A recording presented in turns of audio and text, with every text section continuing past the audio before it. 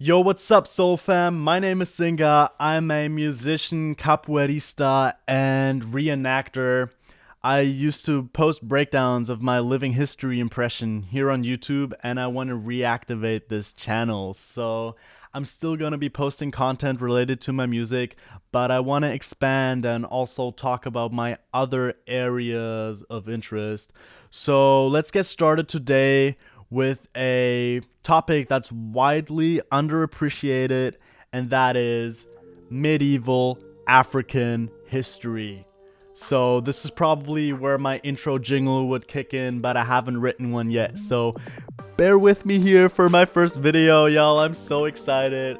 Anyways, so far I've focused on my impression of a early 14th century German nobleman, as you can see here, and I can do a breakdown for that also. When I used to go to living history events like museums and Renaissance fairs and stuff like that, a lot of the times I got the feeling that I was not really fitting in, you know, as someone that is half German and half African American.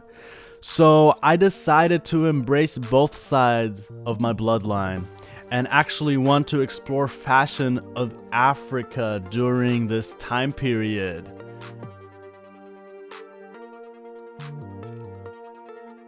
So the 14th century is actually a very interesting time period, not only in Europe but also in Africa. I'm talking about the reign of Mansa Musa. Some of y'all might have heard of him. People say he was the richest man that ever lived, so there's that.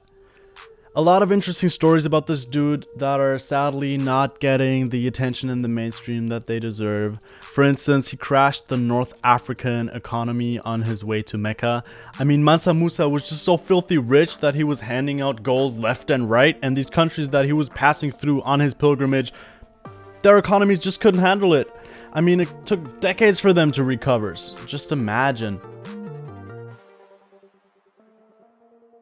Also, his brother was a very interesting figure. He actually attempted to sail towards the Americas way before Christopher Columbus was even born, but that's a topic for another time. Today, we're actually gonna get a little bit more hands-on with the history, and we're gonna dig deeper into their culture to take a look at what they were actually wearing.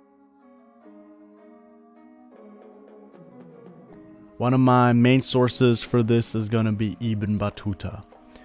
Ibn Battuta was an Arabian scholar who traveled extensively and wrote a lot of interesting things in his diary. He went to Timbuktu shortly after Mansa Musa's death, and Timbuktu was not only the capital of the Mali Empire but also a hub for scholars from all around that came there to share their knowledge. The book trade was more profitable than any other line of business in this city.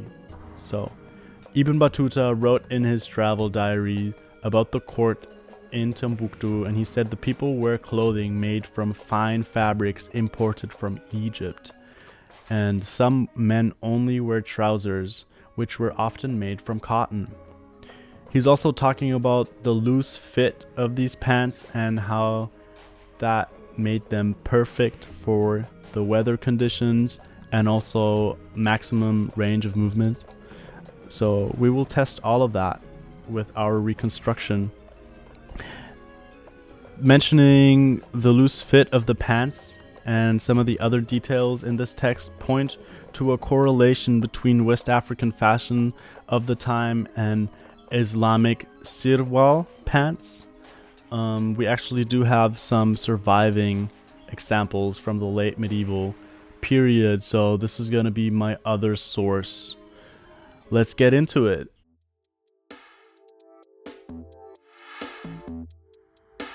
First, I'm going to make a pattern to get the proportions right. I decided to go with 45 inches from waist to heel. After using a right angle to mark it, I'm going to cut it out. So then we end up with a piece like this. We also need a piece like this, and this is for the crotch.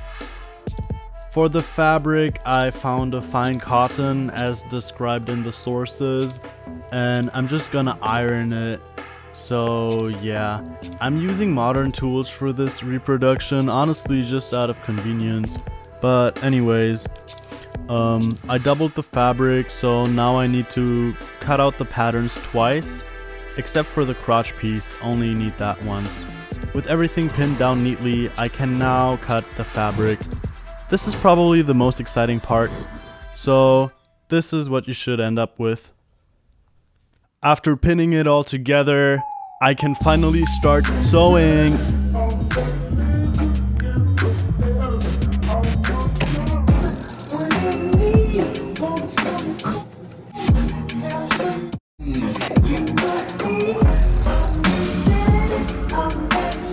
Making sure the seams are nice and flat.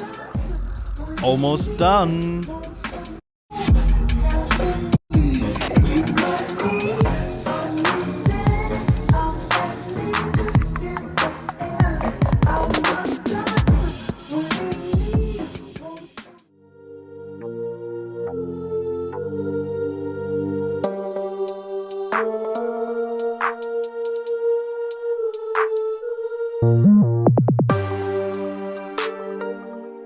As you can see, the design allows for a lot of flexibility. There's definitely some things I will improve on the next pair, but there you go. This concludes my first video.